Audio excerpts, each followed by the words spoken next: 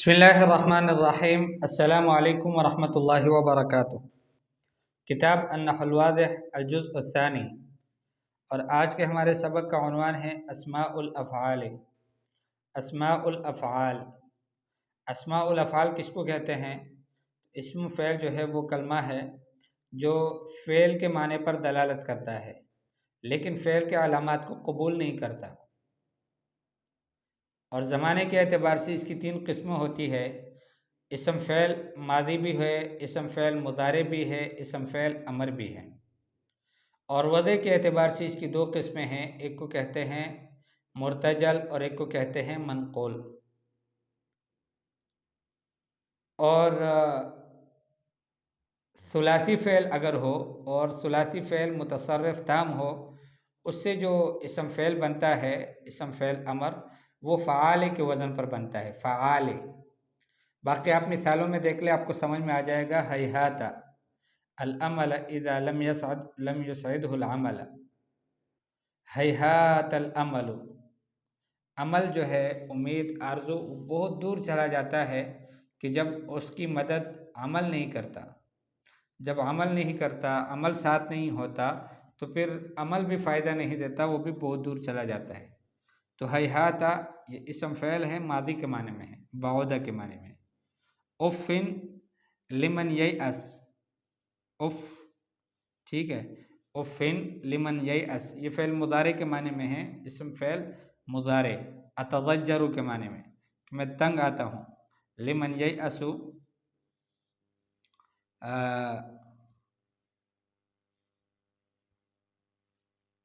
صہن، صح، خاموش ہو جاؤ، صح کا معنی ہے اسکت، خاموش ہو جاؤ۔ اذا تکلم غیرک، جب آپ کا غیر بات کرے تو آپ اس کو کہتے ہو صہن یا صح، خاموش ہو جاؤ۔ اس کے بعد ہے علیک نفسک فہذبھا، علیک نفسک ای الزم نفسک فہذبھا، اپنے نفس پر جو ہے وہ اس کا خیال رکھو، اسی کو مہذب بناؤ۔ دونک القلم، دونک القلم ای خذ القلم، قلم کو لے لو۔ رویدک اذا سرت، جب آپ چلتے ہو تو پھر تم تھوڑا آہستہ چلو۔ رویدک ای تمہل اذا سرت، جب چلتے ہو تو آہستہ آہستہ چلو۔ تو یہاں پر آپ کے سامنے ہیں ہیہات، افن اور صہن، یہ وہ اسماء الافعال ہیں کہ جن کو ارتجالیہ کہتے ہیں، یعنی مرتجلہ ہے۔ مطلب یہ ہے کہ اس سے پہلے یہ کسی اور معنی میں آتے ہی نہیں تھے، یہ شروع سے آئے ہیں تو اسم فعل کے معنی میں آئے ہیں۔ لیکن علیک اور دونک اور رویدک اور اس کے بعد والے جو ہیں وہ ایسے نہیں ہیں، بلکہ وہ منقول ہے، اس معنی پر لائے گئے ہیں۔ ایسے ہی کتاب الدرس، کتاب الدرس یعنی اکتب الدرس۔ دفاعی عن الشرف، دفاع کرو شرف سے، ادفع کے معنی میں ہے۔ اور سماع النصح، نصیحت کو سنو، تو اسماع النصح کے معنی میں ہے۔ تو ہم نے کہا تھا کہ فعل امر جو ہے وہ ثلاثی فعل سے، ایسا ثلاثی فعل کہ جو متصرف تام ہو، اس سے جو آتا ہے تو وہ فعال کے وزن پر آتا ہے، جیسے کتاب، دفاع، سماع۔ یہ نیچے معنی بھی اس کے لکھے گئے ہیں، وہی معنی جو ابھی آپ کو بتا دیے۔ اس کے بعد ہے البحث، الکلمات الاولی فی الامثلۃ السابقہ فیہا معانی الافعال، یہ جو گزشتہ مثالوں میں کلمات ہیں اس میں افعال کے معنی ہیں۔ ولیکنک اذا عرضت علیہ علاماتہا، لیکن جب آپ افعال کے علامات ان پر پیش کرو گے، اور افعال کے علامات کیا ہے؟ تاء الفاعل فی الماضی، فاعل کا تاء ہے ماضی میں مثلا، ودخول لم فی المضارع، اور مضارع کا داخل ہونا ہے، مضارع میں لم کا داخل ہونا ہے، وقبول یاء المخاطبۃ فی الامر، اور فعل امر میں یاء المخاطبہ کا قبول کرنا ہے۔ رأیت انہا لا تقبل هذه العلامات، تو آپ دیکھو گے کہ یہ جو افعال ہیں یہ ان علامات کو قبول نہیں کرتے۔ فهي اذن لیست افعالا، تو یہ افعال نہیں ہیں، ولکنہا بمعنی الافعال، لیکن یہ افعال کے معنی میں ہے۔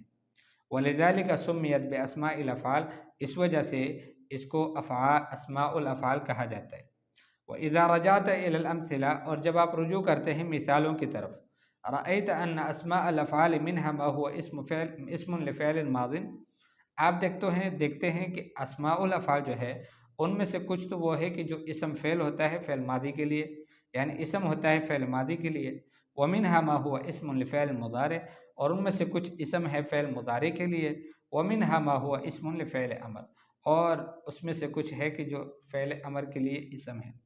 تو ہم نے کہا کہ زمانے کے اعتبار سے جو ہے وہ تین قسمیں ہیں اسماء الافعال کا: اسماء فعل ماضی، اسماء فعل مضارع، اسماء فعل امر۔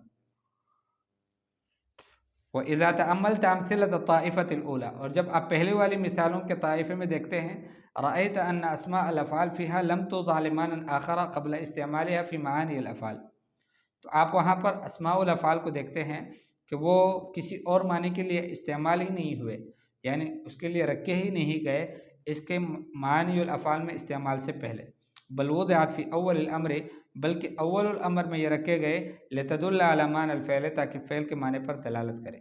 وہذہ تسمى مرتجلہ، اور ان اسماء کو کہا جاتا ہے اسماء الافعال مرتجلہ، جیسے صحن اور اف اور ہیہات ہے۔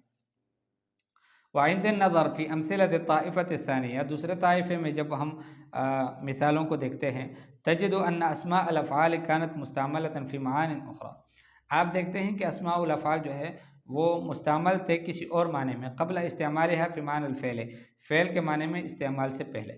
فقد كانت جارا و مجرورا، تو وہ یا تو جار مجرور تھے جیسے علیک، ٹھیک ہے، او ظرفا، یا پھر ظرف تھے جیسے دونک، اور یا پھر مصدر تھے جیسے رویدک۔ وَهَذِهِ تُسَمَّى مَنْقُولَةً، اور ان کو منقولہ کہا جاتا ہے۔ وَبِتَأَمُّلِ أَمْثِلَةِ الطَّائِفَةِ الْأَخِيرَةِ، اور آخری طائفے میں مثالوں میں غور کرنے سے، نَجِدُ أَسْمَاءَ الْأَفْعَالِ فِيهَا مَأْخُوذَةً مِنْ كَتَبَ، اس میں جو اسماء الافعال ہیں ان کو ہم پاتے ہیں کہ وہ ماخوذ ہے کتبہ سے، ودفع سے، اور سمع سے۔ وہی افعال ثلاثیۃ متصرفۃ تامہ، اور یہ افعال ثلاثی ہیں، متصرف ہے تام، مکمل طور پر، یعنی اس سے تمام تصریفات آتی ہے، یہ مطلب ہے متصرفہ تامہ کا۔ وکل فعل من هذا القبیل، ہر فعل جو اس قبیل سے ہو، اس طرح سے ہو، یجوز ان تسوغ منہ اسم فعل امر علی وزن فعال، جائز ہے کہ آپ اسے اسم فعل امر بنا لیں فعال کے وزن پر۔ فعال یعنی جیسے یہاں پر تھے کتاب اور دفاع اور سماع۔ القواعد، اسم الفعل کلمۃ تدل علی معنی الفعل، اسم فعل جو ہے یہ وہ کلمہ ہے کہ جو دلالت کرتا ہے فعل کے معنی پر، ولا تقبل علاماتی ہی، اور فعل کے علامات کو قبول نہیں کرتا۔ وہو من حیث زمنہ ثلاثۃ اقسام، اور وہ زمانے کے اعتبار سے تین قسموں پر ہے: اسم فعل ماض، اسم فعل ماضی ہے، اور اسم فعل مضارع ہے، اور اسم فعل امر ہے۔ ومن حیث وضعہ قسمان، اور وضع کے اعتبار سے اس کی دو قسمیں ہیں: مرتجل ہے اور منقول ہے۔ وینقل عن الجار والمجرور والظرف والمصدر، اور منقول کہاں سے ہے؟ جار اور مجرور سے بھی ہو سکتا ہے، ظرف سے بھی ہو سکتا ہے، مصدر سے بھی ہو سکتا ہے۔ یصاغ اسم فعل امر علی وزن فعال من کل فعل ثلاثی متصرف تام، اسم فعل امر بنتا ہے فعال کے وزن پر ہر فعل ثلاثی سے، ایسا فعل ثلاثی کے جو متصرف تام ہو، یعنی اسے ساری گردانیں بنتی ہوں۔ خاطب بالعبارت الآتیت المفردہ والمثنى والجمع بنوعین، آنے والی عبارت سے مفردہ مؤنثہ کو خطاب کرو، مثنیٰ کو خطاب کرو، اور جمع مذکر جمع مؤنث دونوں کو جو ہے وہ خطاب کرو۔ طائفۃ من اسماء الافعال و معانیہا، اسماء الافعال میں سے کچھ اسماء الافعال اور اس کے معنی۔ اسماء الفعل الماضی، اسماء الفعل الماضی کون کون سے ہیں؟ بطآنا، بطآنا، بطو، ٹھیک ہے، بطؤ، بطؤ یعنی سست ہوا، بطآنا سست ہوا، اور سرعانہ اور شکانہ، سرعانہ، سرعانہ بمعنی سرعہ، سرعہ بمعنی تیز ہوا، اور شکانہ بمعنی شکا، اور شتانہ بمعنی بعودہ، یہ فعل ماضی کے لیے اسماء الافعال ہیں۔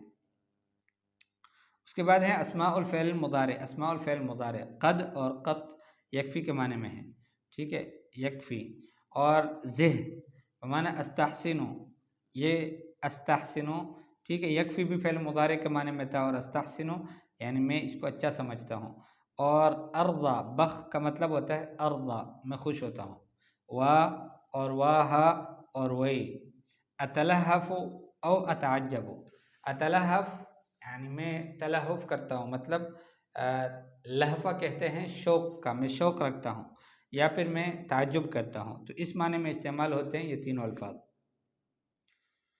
اس کے بعد ہے اسماء فعل الامر، اسماء فعل الامر جو فعل امر کے معنی میں استعمال ہوتے ہیں۔ الیکا تبعات کے معنی میں ہے کہ دور رہو، اور بلہا بمعنی دع، امامک تقدم، آمین استجب، حیا بمعنی اقبل، حیا اور حیتا اسرع کے معنی میں ہے، حیت لک، ٹھیک ہے، حیت لک بمعنی اسرع، حلم تعالی کے معنی میں ہے، عندک اور لدیکا اور ہاکا یہ اس کا معنی ہے خود لے لو، اور مہ کا معنی ہے اکفف رک جاؤ، مکانک کا معنی ہے اثبت۔ یہ مہ جو ہے یہ پشتو کا لفظ ہے۔ تمرین فی الاعراب، نموذج، وی لشباب لا يعمل، وی اسم فعل مضارع بمعنی اتعجب، والفاعل مستتر وجوبا تقدیره انا، لشباب جار مجرور متعلق بوی اور لا نافیہ، يعمل فعل مضارع مرفوع وفاعله ضمیر مستتر والجملہ صفہ۔ دونک الکتابہ، دونک اسم فعل بمعنی خذ، والفاعل مستتر وجوبا تقدیره انت، الکتابہ مفعول به منصوب۔ عربی جملتین الآتیتین، آنے والے دو جملوں کی ترکیب کرو، اور اشرح البیت الآتی وآربہ، علیک نفسک حذبها فمن ملکت قیادہ النفس عاش الدہر مذموما۔ یہ جتنے سوالات ہیں ان سب کے جوابات یہاں پر آپ کے سامنے ہیں، موجود ہیں۔